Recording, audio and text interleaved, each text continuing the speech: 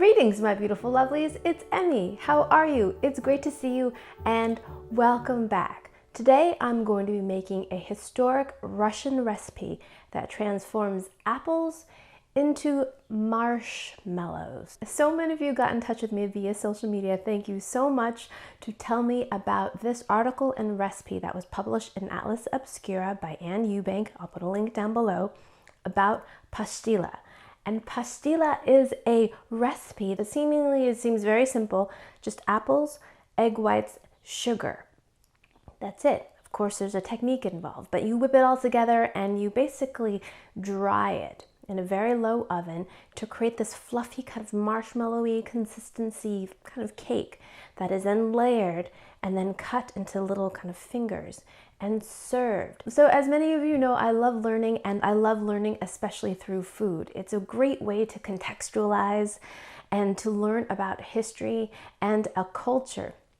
This recipe is no exception. So pastila, it's believed that the name comes from the Slavic word postel, which means bed, which apparently is a reference to the frames that the pastila used to be baked in, which are made out of wood. It looks a bit like a bed frame. So pastila traditionally uses the Antonovka variety of apple. Of course, I can't find that at my local supermarket, but the recipe said that I can substitute Granny Smith apples. Antonovka apples are quite tart and contain lots of pectin, which helps to give the pastila a gummy texture, kind of similar to marshmallows. How stinking cool is that? I love that. According to the recipe, we can use Granny Smiths as a substitute. We can find those pretty readily available in all supermarkets. And I'm so curious about this recipe. It is super simple because it only contains 3 ingredients. Of course, there's a lot of technique involved and time. This recipe is going to require some time. So there are 2 cities located a bit south of Moscow called Kolomna and Belyov, and both of them are known and very famous for their pastila. So let's go ahead and test this recipe and see if I can make marshmallows out of apples. Alrighty, let's get started. So earlier I took 6 Granny Smith apples, washed them really well, and placed them into a baking pan with about 1/4 inch of water. And for my size baking pan, which is about a 9 by 12 pan, that was about 1.5 cups of water. I placed them in a preheated 350-degree oven for 1 hour, and this is what I got. Look at these apples. Don't they look terrible?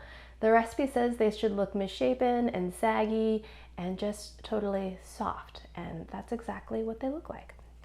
So now we're going to remove the skins and the cores and the stems by pressing them through a sieve. So now we're going to transfer this into a strainer, and we're going to press out any of the things we don't want, which includes the core, any seeds, and the skin. We are making applesauce essentially. So press all that through. I did not know about the pectin part for this recipe. I found that so interesting. Specifically, underripe apples and sour apples are supposed to give you lots of pectin. So press this through, and we're going to get rid of all those skins. So press it through and then scrape the bottom, and that will give us this beautiful applesauce. So I'm going to do this with all 6 apples here and see how much apple puree I get. Alrighty, my lovelies, so I mushed out all of my apple puree. I would say I have about 2 cups or so. Essentially, we have applesauce. Now, you, I suppose, could use store-bought applesauce, but because we want lots of pectin, I think it's best to make this from scratch. Pectin is a natural thickener. It's often used to make jelly. Marshmallows, on the other hand, are stabilized with gelatin. Okay. Next, we're going to need 2 eggs, and we just want the white portion. So we're going to separate our eggs, removing the yolk and saving that for later.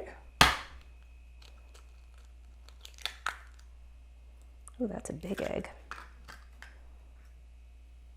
And in my experience working with egg whites, they are easier to whip up when the eggs are at room temperature.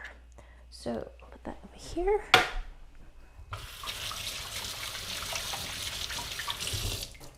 wash my hands off.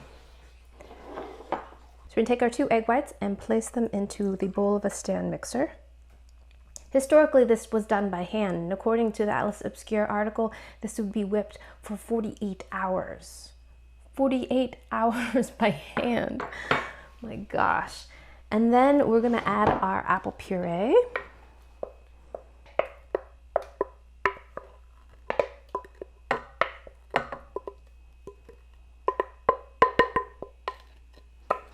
Spatula and get every last bit of that in there.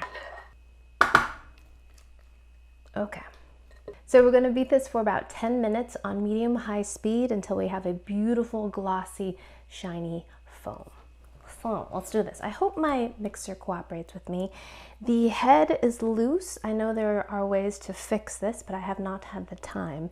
And I've had this mixer for a very long time, and I don't want to necessarily get a new one. I just want to fix this one. But I tried contacting KitchenAid via Instagram, but got no response. So KitchenAid, if you hear me, what do I need to do? I know Mr.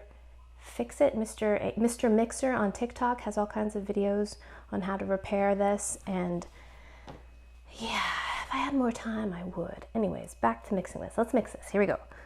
Oh, why do I always... did that...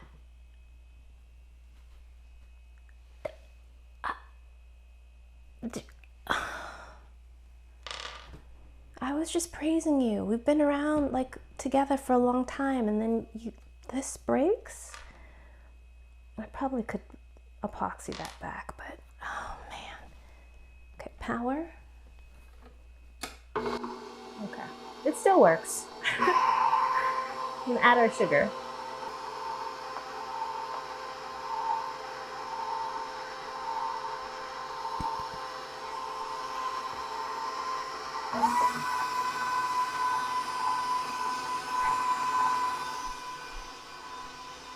Alrighty, my lovelies, this has been mixing for exactly 10 minutes. I put on a timer and it looks absolutely incredible. It's a beautiful meringue and it fills the entire bowl. This is a 6-quart bowl, so this is like 5 quarts of beautiful, fluffy apple cream. Let me show you.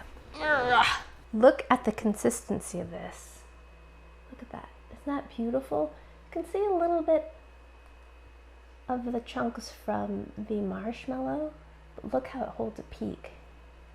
It's absolutely gorgeous. Super thick, shiny, glossy, beautiful. Look at that peak. So I read that this concoction right here can be used to make another dessert called zephyr, which is also made from this apple cream. But we are making pastila. So we are going to reserve a cup and a half of this beautiful cream. We're going to use this to glue our layers later. So put some in our measuring glass. Okay. So my oven's also preheating in the background. I have 2 quarter sheet pans because my oven is small. Use a larger one for a larger oven. And they are lined with parchment. And the recipe specifically says to make sure you line the edges as well. And now we're going to divide this equally between our 2 pans. Get every drop of this precious stuff. Isn't it amazing how much 2 egg whites can expand? Granted, there's also a lot of apple in here as well, but still incredible. Now we're going to smooth this out and make sure we get it nice and even. So I think an offset spatula would be a good tool for this situation. Let's use a big one. So I'm use my spatula here and smooth this out. All right, that's very satisfying. Okay, now into our preheated oven, and we're going to bake this for 4 to 6 hours until the pastila is dry to the touch and is firm enough that you can lift it and it's not flopping all over the place, because we're going to be stacking this. So we'll have to use our own judgment. 4 to 6 hours, it says. And then we're going to let this cool completely, assemble it, and then we're going to dry it one more time before we can taste it. Alrighty, my lovelies, I'll see you in a little bit.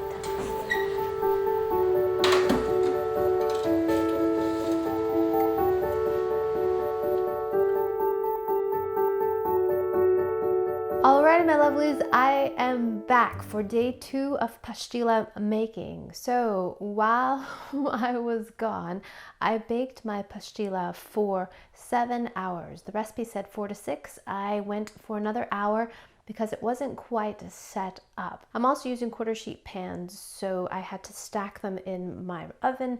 So I think that also contributed to the longer baking time.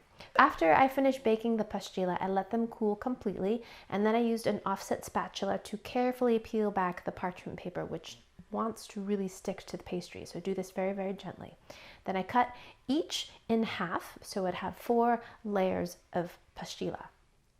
And then I placed one piece on a piece of parchment, and then I used the reserved cream from before, put a thin layer of that, placed another layer of cream, another layer of pastila, and then another layer of cream. So then I had 4 nice stacked layers. Then using the leftover cream, I covered the sides and the top. So I placed this back into the oven, say temperature as before, for an hour and a half, just to set and cook everything. Then I let everything cool once again. So this is where I am now, and it looks great. It looks much more like a marshmallow. Now I can see why they call this turning apples into marshmallows. Much kind of paler in color than the layers, and fluffy and light, but we're not quite finished. So here I've got a baking pan with powdered sugar, and we're going to do the last step of pastila making. The pastila is completely cooled, and now we're going to slice this into 1-inch strips, and I'm just going to do this very carefully as to not tear anything. I thought a serrated knife was the way to go, so I'm going to dampen the knife a little bit and see if that helps me cut through it without tearing the pastry. Yep, that seems to help. Using a little sawing action. I don't want to crush these beautiful layers either, so I'll try scoring and then slicing with the serrated knife. Dampen that with a towel here. Yes. Okay, so I think that's the trick. So now we're going to take this and look at, that's what it looks like inside. Beautiful.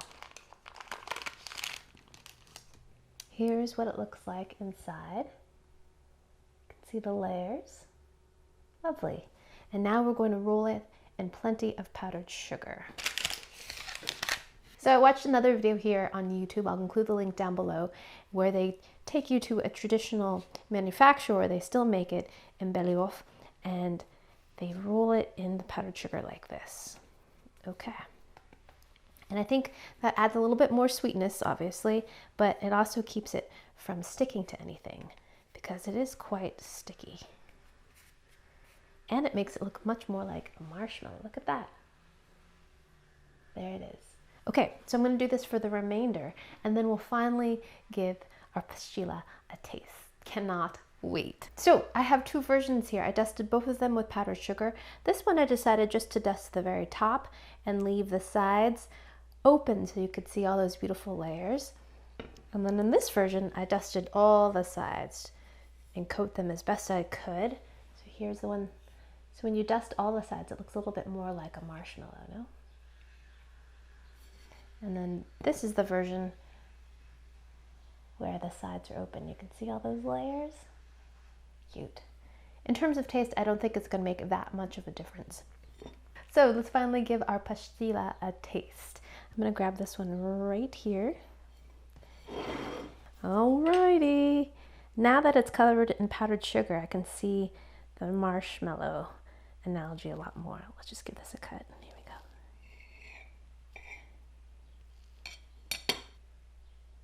That's what it looks like close up. Looks like a little petit four, like a little cake. Alrighty, here we go. Itadakimasu.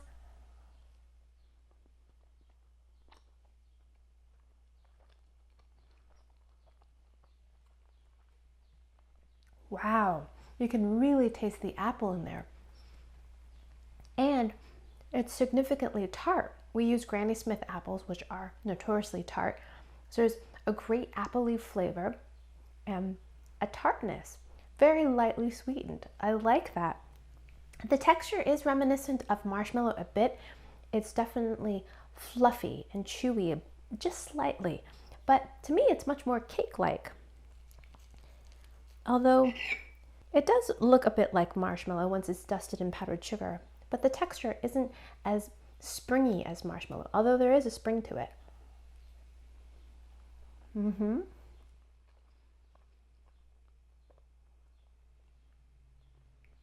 It's definitely airy. And because we added that cream foam limmer in between, you get some of that lightness in there as well as a kind of creamy texture. But I love the fact that the star in this is the apple. This is all about the apple. And it's super simple. There are only 3 ingredients in this. But the technique isn't all that simple. But it's delicious. I love it.